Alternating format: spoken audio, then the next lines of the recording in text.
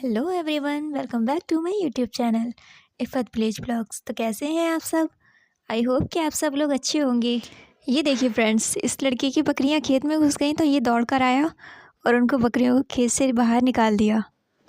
पर इन मासूम जानवरों को भी क्या पता, ये तो अपना पेट भरने के लिए आते हैं। फ्रेंड्स, मुझे तो बकरियां बहुत अच्छी लगती हैं और ख़ासकर बकरियों के छोटे छोटे जो बच्चे होते हैं ना, वो तो बहुत ही क्यूट लगते हैं।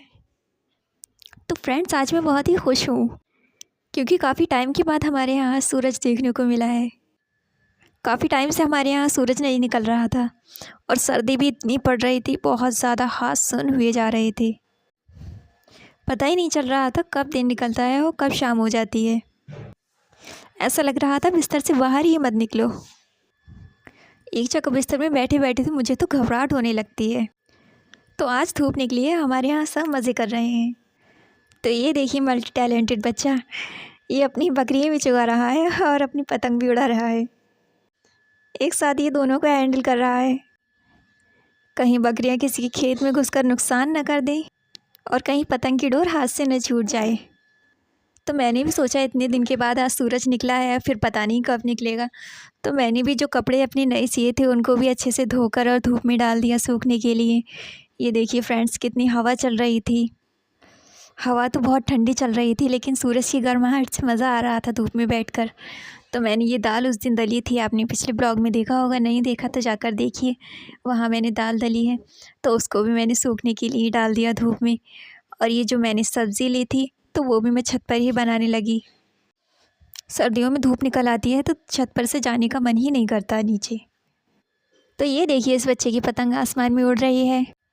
तो मुझे तो पतंग उड़ाते हुए देखना बहुत अच्छा लगता है, लेकिन मुझे उड़ाना नहीं आती। फ्रेंड्स, आपको आती है? कमेंट सेक्शन में ज़रूर बताना।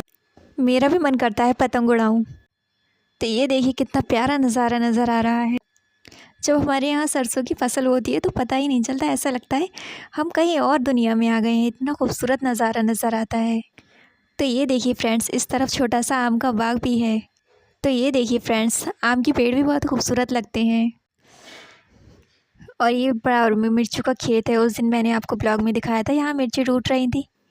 तो फ्रेंड्स, अब हम चलते हैं खाना बनाने। तो हमें तो सिल के पिसे हुए मसालों का मज़ा ही पड़ गया। तो हमने सबसे पहले सिल को अच्छे से धोया। धोने के बाद सिल पर सारी लाल मिर्ची डाली। सूखी लाल मिर्च पीसने में काफ़ी टाइम लगता है, तो इसलिए सबसे पहले सूखी लाल मिर्च को ही पीसते हैं। तो मैं सूखी मिर्चों में थोड़ा सा पानी डाल कर उसको अच्छे से पीस रही थी। तो ये देखिए हमारी मिर्ची पीस चुकी हैं। फिर हमने इसमें धनिया डाला, धनिया में थोड़ा थोड़ा पानी डालकर इसको भी अच्छे से पीस रही थी मैं। तो फ्रेंड्स, धनिया हम घर का ही पिसवाते हैं, ये हम बाहर से नहीं लेते हैं क्योंकि इसमें मिलावट बहुत आती है। धनिया में पत्थर मारने के बाद फिर हमने लहसुन की कलियाँ डाल दी और इसमें हमने प्याज भी काट कर डाल दी। फिर सारी प्याज काट कर मैं इसको पीसने लगी। तो प्याज काट कर हम इसको पीसने लगे।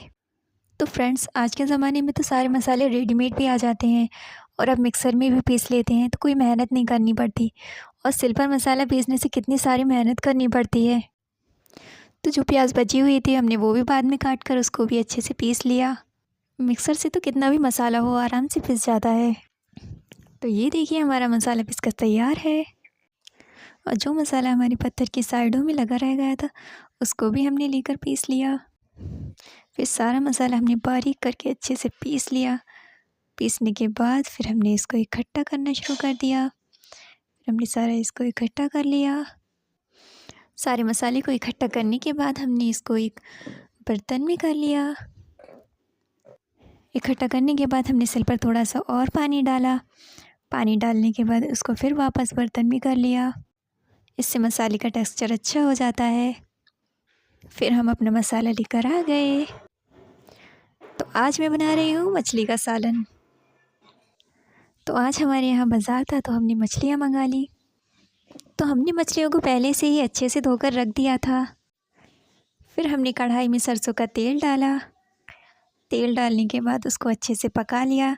जब तेल पक गया तब हमने उसमें मछली के पीस डालकर उनको फ्राई कर लिया। जब मछली के पीस गोल्डन ब्राउन हो गए तब हमने इनको बाहर निकाल लिया। इसी तरह हमने सारे पीस डालकर उनको भी अच्छे से तेल में डालकर फ्राई कर लिया। सारे पीसेस की फ्राई करने के बाद फिर हमने तेल में मसाला डाल दिया। मसाले में थोड़ा सा पानी डालकर हमने इसको भुनने के लिए अच्छे से रख दिया। जब हमारा सारा मसाला भुन गया अच्छे से, तब हमने इसमें थोड़ा सा पानी डालकर इसका शोरबा लगा दिया। पानी उबलने के बाद फ्राई किए हुए मछली के सारे पीसेस डाल दिए और सारे फ्राई किए हुए पीसेस को डालकर मैंने उसको हल्के से धीरे धीरे चलाया। चलाने के बाद मैंने उसमें टेस्ट के अकॉर्डिंग नमक डाल दिया।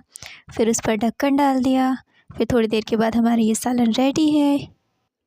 फिर हमने आटा गूंथकर रोटियां बनाई। फिर हमने खाना खाया। खाना खाने के बाद सारे बर्तन धो दिए। फिर हमारे आप ही के बच्चे मस्ती कर रहे थे। छोटे वाले भाई ज़िद कर रहे थे कि नहीं, मुझे बड़े भाई की गाड़ी ही चलानी है। तो आप ही उनको समझा रही थी कि नहीं, ये छोटी वाली आप चला लो, आप छोटे हो ना। फिर ये सूट मैंने पहले ही कटिंग करके रख लिया था, तो मैंने इसको भी स्टिच कर लिया। और फिर शाम हो गई और सर्दी बहुत थी, तो हमने आग जलाई। सर्दियों में भी आग जलाने के अलग ही मज़े होते हैं, जितने भी हाथ तापो इतना ही कम है।